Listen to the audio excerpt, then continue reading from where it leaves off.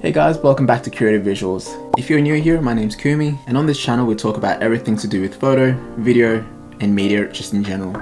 So today, I've got one of my photos here and I'll be walking you guys through my editing process. Just to keep in mind, this is quite subjective, so this is how I like to edit photos, but I'll be showing you guys a little bit about what I know. Let's get into it.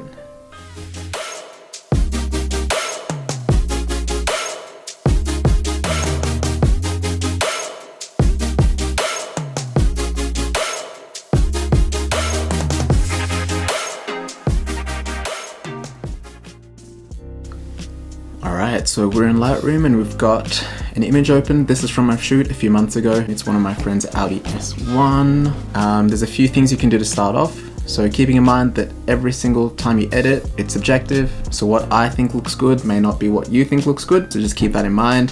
One trick I like using is pushing Command U on the keyboards. That basically asks Lightroom to automatically edit your exposure, your contrast, your highlights, your shadows, and just a few other settings just to get that image looking good. That doesn't always work out like that. Sometimes it's overexposed, sometimes it's underexposed. But for this example, we'll just be using individual settings and yeah, we'll just be starting from scratch. So one thing that I like doing first is just increasing the exposure just a little bit, just so I can see how that image looks and how it's exposed. So straight off the bat, you can already see that the sky's exposed properly, the cars are exposed properly, and the shadows as well looking pretty decent. So we'll just increase the contrast. I prefer more punchy looking colors, more punchy looking textures. Highlights, we'll leave that as it is. Shadows, drop them down just a tiny bit. Texture, increase that to 5. Clarity, increase that to 10. Dehaze, increase that to 5. So vibrance and saturation, I will leave those as they are. But before we go too far, let's quickly crop this down. So for Instagram or any other social media, you want 4:5, so that will give you the best results when you're showing people your images. Cool, so there we go. So one tool I like playing with is a tone curve. That just helps me work out how I want my exposure to look in that image. So let's just play with this a tiny bit. Okay, so that's already looking much better than what it did before. I do prefer the slightly warmer colors. Let's just increase the temp just a little bit. And then add a tiny bit more magenta. Alright, so that's looking really good. So we'll grab our graduated filter and just apply that to the top half of the screen. And then we're going to make it a tiny bit cooler. We'll grab our radial filter, so that's a round filter, and just surround the whole car, just cover the whole car. Alright, now we want to drop our highlights just a tiny bit and desaturate the car just a tiny bit. Actually, let's go to -10.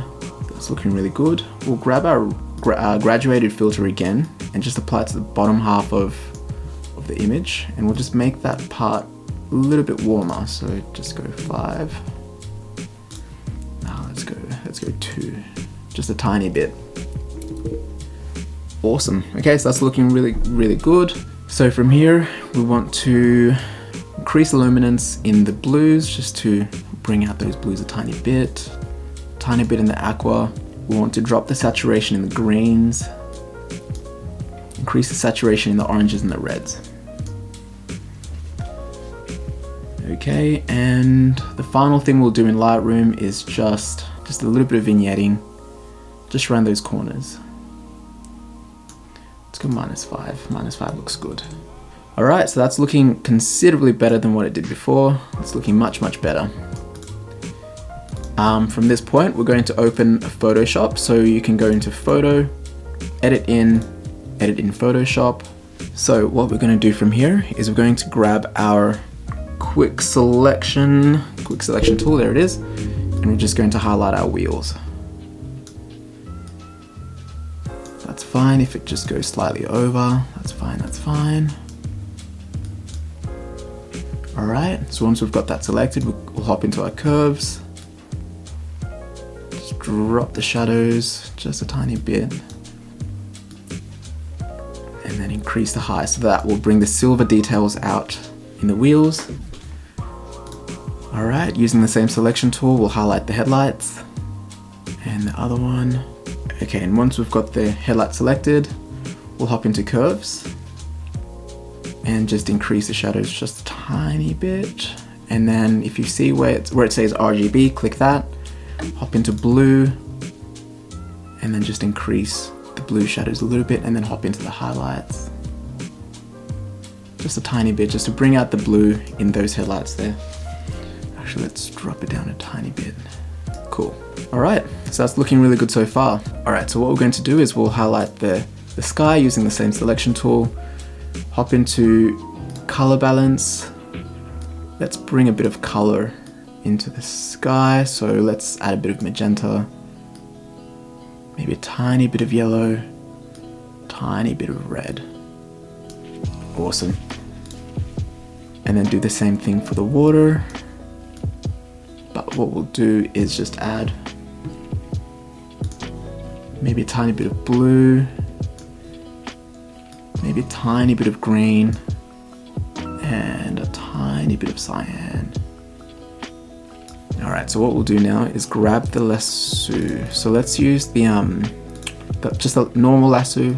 So don't stress if it's not completely straight. All we're doing is just basically highlighting the windscreen. It does take a bit of practice. I know these lines aren't perfectly straight, but they're pretty close. Alright, and then hop into the curves again. And then we'll just be dropping those shadows just to reduce the reflection of the windscreen. So you don't want to reduce it too much, otherwise it doesn't look realistic. So just a little bit. And then we'll do the same thing for the windows. Awesome, and then curves, drop them down again.